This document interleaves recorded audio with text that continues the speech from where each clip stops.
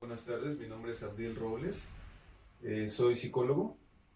Actualmente me encuentro estudiando la maestría en tecnologías de la educación y bueno, esta clase voy a hablar sobre musicoterapia apegada al modelo Benenson. En lo personal, bueno, es una terapia que me gusta mucho por la forma en cómo se va dando en la terapia y en la manera en que el paciente puede expresar también sus sentimientos de una manera diferente y pues creando nuevas cosas, ¿no? Nueva música, por así decirlo, y saliendo de lo cotidiano, de la rutina, digamos, convencional, de lo que es una terapia en sí. Entonces voy a comenzar a hablarles sobre qué es la musicoterapia. Bueno, para Benenson es una psicoterapia no verbal que utiliza sonido, movimiento, música y recursos no verbales para desarrollar un vínculo entre el terapeuta y el otro o los otros, a fin de mejorar la calidad de vida y recuperarlo para la sociedad, como así también para producir cambios socioculturales educativos, actuando en la prevención primaria de la salud comunitaria. Bueno, les voy a comentar un poquito de quién es el doctor Rolando Benenson. Él es nacido en Buenos Aires en el año de 1939. El profesor Benenson, digamos que es la máxima autoridad en el ámbito de musicoterapia, es considerado el padre principal o de los principales de los creadores de la musicoterapia y que ha aportado demasiados documentos, investigaciones sobre la musicoterapia y su implementación y cómo ha funcionado inclusive en personas con problemas, digamos, en coma, por ejemplo, que no pueden ni hablar, pero escuchan y han sido recuperados. Bueno, él estudió psiquiatría en la Facultad de Medicina de Buenos Aires, así como también psicoanálisis y técnicas psicodramáticas. He ahí por ello que se le facilita de cierta manera esta interacción con el paciente de crear musicoterapia. Es además músico y compositor. Bueno, el trasfondo teórico se fundamenta en 6 pilares. Benenson nos dice que es el arte, la literatura, la filosofía, la educación musical, la psicología y la física cuántica. El modelo Benenson se desarrolla a partir de las teorías del psicoanálisis. En ella se utiliza el sonido, las asociaciones corpóreo, sonoro, musicales y los códigos no verbales. Aquí también, digamos, de cierta manera los silencios son importantes. También a esto se refiere con lo no verbal y también lo que uno puede observar, que el paciente no lo dice, pero ahí está, ¿no? En este caso, por ejemplo, cuando estás en la terapia musical y apenas va a comenzar y a lo mejor llegan los pacientes, están los instrumentos y bueno, tú todavía no das la orden de agarrar el instrumento y viene el paciente y toma el instrumento y se pone a tocar la guitarra, el tambor. Eso es, bueno, debe observarlo el terapeuta, debe estar muy pendiente de todos esos actos para conocer y saber cómo se va desarrollando el paciente. ¿Sí? ¿Esto qué nos quiere decir? El por qué el paciente no puede estar en silencio. Porque al momento ni siquiera se ha dado la orden y él ya fue y tomó un instrumento y empezó a tocar, ¿no? Entonces, a pesar de que pues ya ha ido otras veces, ¿no? Son cosas que debemos considerar como terapeutas y debemos estar muy presentes, muy atentos de ello. Bueno, su base es la zona más extensa y representa el inconsciente según la teoría freudiana. Recordemos que su base principal es el psicoanálisis. La zona infinita está formada por una gran cantidad de energías constantes de movimiento. Digamos que aquí es lo que nos decía Freud sobre catarsis. Cómo el catarsis es energía acumulada en nuestro cuerpo, la cual de cierta manera busca salir. ¿Y qué pasa si no la sacamos? Bueno, se puede convertir en un tumor o en un problema, digamos, psicomotor o somatizar. Entonces, lo que se intenta con la musicoterapia es sacar toda esa energía a través de movimiento, de sonido, donde tu cuerpo tiene que fluir, donde tu vocablo también. Entonces, digamos que abarca de cierta manera una extensiva parte del cuerpo y por ello es, digamos, muy amplia y muy rica en este ámbito terapéutico. Bueno, Benenson define conceptos como la atemporalidad, en la que no existe ni el pasado ni el futuro, sino que todo es presente. A esto Benenson le añade el ISO. El ISO, él nos comenta que todos nosotros lo tenemos. Es un objeto intermediario, objeto integrador, espacio vinculado, tiempo terapéutico o distancia óptima. Bueno, aquí les voy a explicar un poquito del concepto ISO. ISO es el conjunto de energías sonoras, acústicas y de movimiento que pertenecen a un individuo y lo caracterizan. Es, por tanto, la identidad sonora que caracteriza a cada individuo y forma parte de la estructura de su personalidad. Las características de esta identidad son: es dinámico, es un concepto dinámico, esta identidad es un continuo movimiento, posee todas las fuerzas de percepción pasadas y presentes. El ISO de la persona está conformada por 4 ISOs o estructuras energéticas. Ahorita vamos a ver un poquito de mejor manera, pero bueno, es el ISO universal, el ISO gestáltico, el ISO cultural y el ISO grupal. Bueno, aquí vamos a hablar un poquito de dónde el mejor sitio para aplicar la terapia musical, la musicoterapia. Debe ser un espacio en el que no debe existir contaminación sonora para nosotros estar en constante percepción del sonido que emiten los pacientes.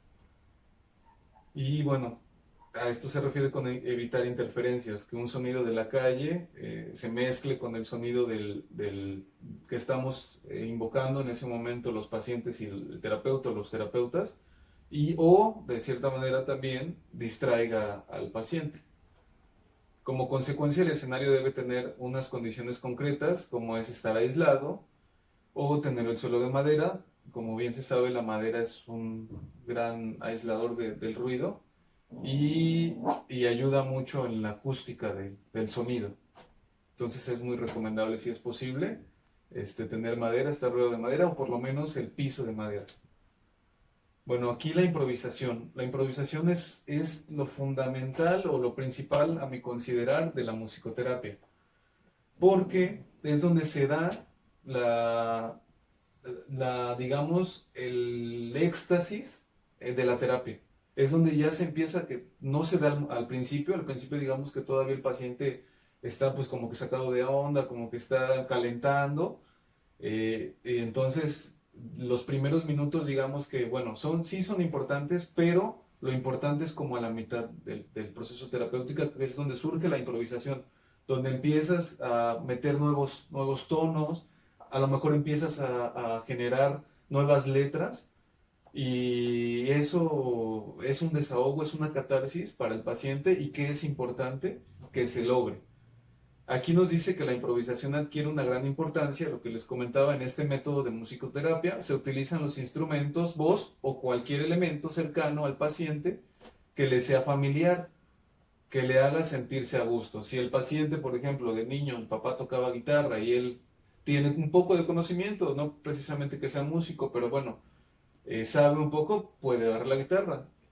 Si es la batería o un tambor es que el paciente se sienta cómodo, no es forzarlo a que sea un instrumento, no, ahorita vas a tocar el acordeón y va a ser el acordeón. No, que él ya lo haya conocido antes o por lo menos haya tenido un acercamiento a este instrumento. Las características, bueno, ser reconocido rápidamente por el paciente, pertenecer a la cotidianidad del paciente, es lo que les comentaba, y de fácil manipulación y desplazamiento, entre otros, lo que ya les había yo comentado un poquito. A esto se refiere también el instrumento. Ahora, el modelo Benenson, perdón, el instrumento es un método y cada una de sus características su forma, su textura, su color, su temperatura y su sonoridad será un detonante simbólico para el sistema de comunicación entre los pacientes y el musicoterapeuta. Fíjense cómo, bueno, el instrumento, a pesar de todo, es importante, y que el paciente hasta cierto punto tenga conocimiento de algún instrumento, ¿no? Para que se dé de mayor facilidad la terapia y se logre con éxito, pues, mejorar la calidad de vida. Bueno, aquí vamos a hablar también un poquito son los 4 pilares que considera Benenson, que son importantes. El corporal: el cuerpo es el instrumento musical más completo y contiene por sí mismo o en sí mismo las alternativas de membranófono. Membranófono es todo instrumento, por ejemplo, este es un membranófono, estos bongos. Si se dan cuenta, lo que vibra es la membrana. Debemos tocar la membrana para que el instrumento funcione y suene. El ideófono es todo instrumento que no necesita, digamos, de una membrana para sonar y que suena por su mismo cuerpo, por así decirlo, primario. En este caso es un xilófono. No necesita una membrana para vibrar ni cuerdas, solamente el simple hecho de darle un golpecito y hace diferentes sonidos. El aerófono. Estos son los instrumentos que se caracterizan por funcionar con viento, por el aire. Por ejemplo, la trompeta, la flauta. En este caso, bueno, aquí tengo un acordeón. Es aire lo que entra y produce el sonido. Y bueno, el cordófono, ahorita no cuento con un instrumento de cuerda, pero es todo instrumento que necesita de una o varias cuerdas para producir sonido y crear música. Por ello, Benenson se refería a que el cuerpo es el primer instrumento utilizado en el vínculo entre la madre y el feto. ¿A qué se refiere con esto? Cuando el niño está en pancita y golpea, da pequeños golpecitos, es una forma de comunicarse, de comunicar algo a su madre. Y posteriormente, cuando el niño ya es un neonato, ya un bebé, ahí digamos que de igual manera utiliza el llanto para comunicarse y es la fuente principal o fundamental de comunicación en un bebé. Bueno, está también los naturales. Estos son los que se encuentran espontáneamente en la naturaleza y que producen sonidos por sí mismos, sin el concurso de la mano del hombre. A estos, ¿qué nos referimos con estos ISOs? Son los que, por ejemplo, el viento en el bosque que hace tronar el bambú, genera ruido, o el viento cuando mueve las hojas, igual genera ciertos ruidos que son música hasta cierto punto, ¿no? Pueden generar música y no necesitan de la mano del hombre. Los cotidianos, los ISOs cotidianos son elementos de uso diario y son susceptibles de producir sonoridades y que nosotros no podemos evitar. Por su uso las generan. Por ejemplo, el tapar una olla. ¡Tras! Suena, ¿no? Aunque tú no quieras, aunque la tapes muy despacio, da un sonido, ¿no? Ese sería un ejemplo de los sonidos cotidianos que debemos estar muy atentos. Se suelen confundir con los creados. Sin embargo, no son lo mismo. Los creados son instrumentos fabricados producto de la combinación de la modificación de los cotidianos con el objetivo de establecer un vínculo a través de los mismos. Aquí podría ser, a lo mejor si agarras 2 cacerolas, pero ya tú vas a crear este sonido. O sea, tú creas el sonido. Acá en el cotidiano no, el cotidiano es un sonido que no puedes evitar y que se crea. Bueno, estos se colocan los creados entre los más importantes de la aplicación musicoterapéutica, porque bueno, es donde de mejor manera se crea lo que les comentaba de la improvisación. Y están los ISOs musicales. todos los instrumentos fabricados por el hombre durante todo su proceso evolutivo, que tienen utilidad como instrumentos musicales o sonoros y que favorecen la vinculación en musicoterapia. ¿Qué quiere decir? Bueno, todo instrumento conocido, habido y por haber, que el hombre creó y que han sido modificados con el paso de los años y de cierta manera mejorado, o algunos otros no, pero bueno, la mayoría sí. Bueno, aquí es lo importante también. Para poder impartir musicoterapia, nosotros debemos, para empezar, tener gusto por la música, saber de música y sobre todo haber estado en una terapia con música o de música o en musicoterapia. Porque no podemos nosotros dar terapia, dar musicoterapia, para empezar, si no sabes de música, porque eres el hilo, digamos, a seguir de la terapia, entonces debes estar bien, digamos, bien empapado de música. Y de igual manera, la experiencia que hayas tenido dentro de un grupo, con pacientes o con terapeutas en musicoterapia. La musicoterapia debe ser implementada por musicoterapeutas formados y especializados en esta disciplina. Y bueno, con gran conocimiento teórico y práctico de la utilización del complejo mundo sonoro musical y del movimiento. El musicoterapeuta debe, a mi consideración, tener estos cinco, digamos, pues cinco pilares bases, ¿no? El deseo de modificar al otro, la vocación de servicio, la información y formación en musicoterapia, el reconocimiento de sus ISOs, en este caso de su cuerpo, y la experiencia terapéutica personal. Bueno, el musicoterapeuta posee los instrumentos corporosonoro-musicales que le permitirán abrir, mejorar y dar fluidez a los canales de comunicación sin ser necesariamente instrumentos. Ojo, esto es, vaya, lo vital en musicoterapia, lo que se debe lograr, esa fluidez de los canales y de la comunicación, que no necesariamente debe estar presente el instrumento, es un vínculo, pero no siempre se da durante el proceso de la música, puede ser después o antes.